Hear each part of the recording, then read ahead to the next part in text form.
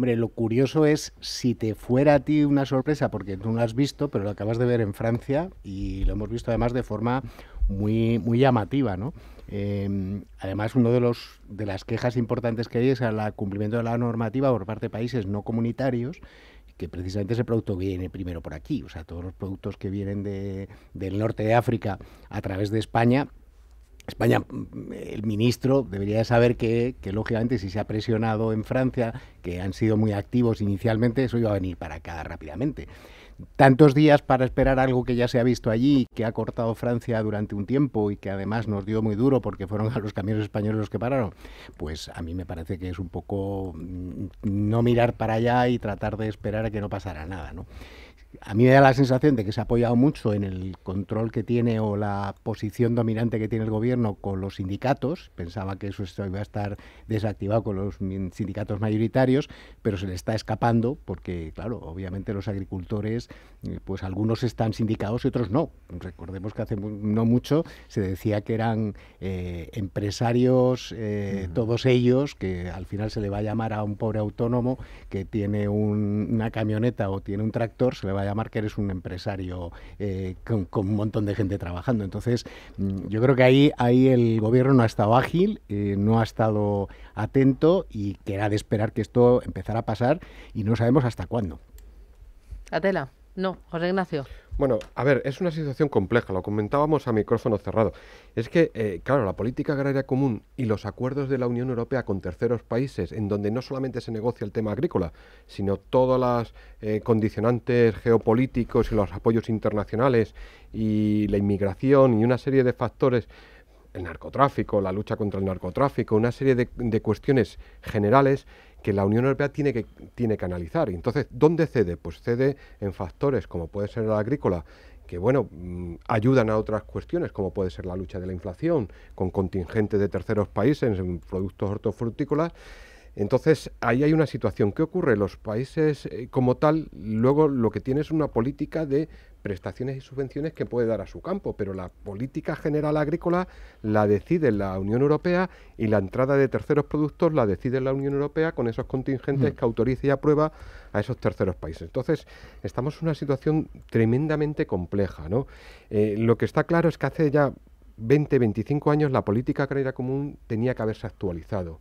Y ahí la política agraria común se crea precisamente como una iniciativa francesa para protegerse de la entrada de España en la Unión, precisamente por ello se crea, y ahora el problema es que esa política agraria común hay que moldearla contra la entrada de de productos de terceros países para proteger el campo europeo.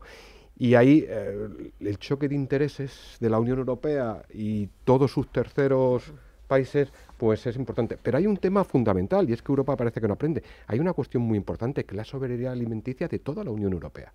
Y eso es algo que tenemos que ver. Y luego los consumidores también tenemos una responsabilidad.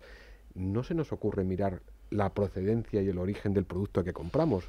Es verdad que la inflación, el coste de la vida, pues también ha habido varias encuestas donde claramente decían, bueno, es que yo no me puedo permitir ciertos productos y compro los que están más asequibles.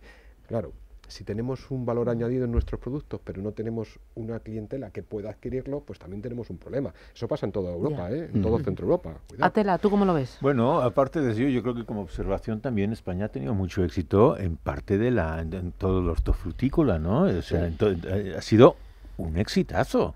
O sea, todo lo que son las fresas, por ejemplo, ¿no? Surte a todo el resto de Europa. La política europea esta también ha beneficiado a España.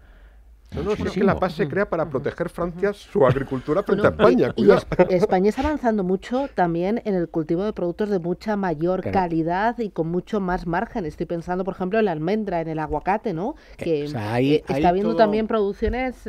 Ahí estamos avanzando mucho. La política europea lo que trató de hacer era digamos, marcar una pauta, siguiendo un poco lo que decía José Ignacio, de aquello que no le hiciera daño a Francia. Entonces, pues nos dijeron que ciertas cosas, pues que nosotros teníamos a lo mejor en exceso, pues que fuéramos diversificando la producción. Y yo creo que España hizo muy bien la tarea, además en zonas que esperaban que nosotros no pudiéramos hacer nada porque no teníamos agua, y nos pusimos a investigar y nos hemos puesto al nivel de Israel en cuanto a la producción en zonas como pueden ser Huelva, como tú decías, en el tema Gonzalo de la Fresa, como puede ser toda la zona de Almería. O sea, es decir, se ha producido y se produce una producción muy interesante que está llegando a toda Europa y que está muy bien valorada por Europa.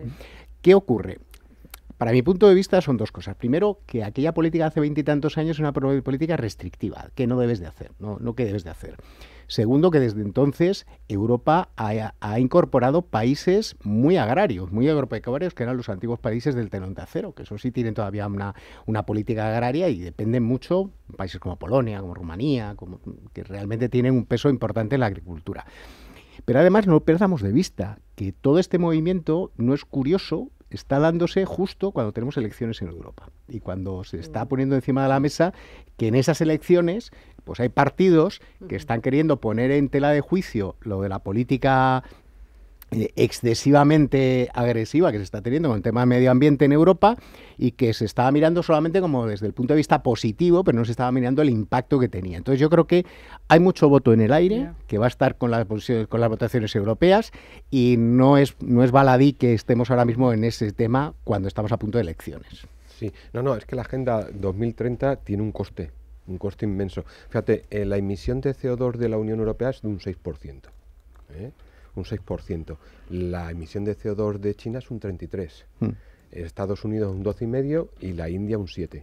Claro, pero quien está comprometido realmente con esa reducción es Europa. Claro. Punto. El resto, claro, eso tiene un coste tremendo. Tiene un coste que en un entorno económico como el actual, con una inflación que ha golpeado y ha elevado tantísimo el coste de la vida, pues el mercado se resiente. Y entonces, claro, pues tenemos ahí cumplir la Agenda 2030 sería un objetivo importante, pero claro, si solamente lo cumplimos una parte, que suponemos un 6% de todo el conjunto de las emisiones, no avanzamos. Entonces, claro, además eso tiene un coste económico inmenso en la economía de la Unión Europea.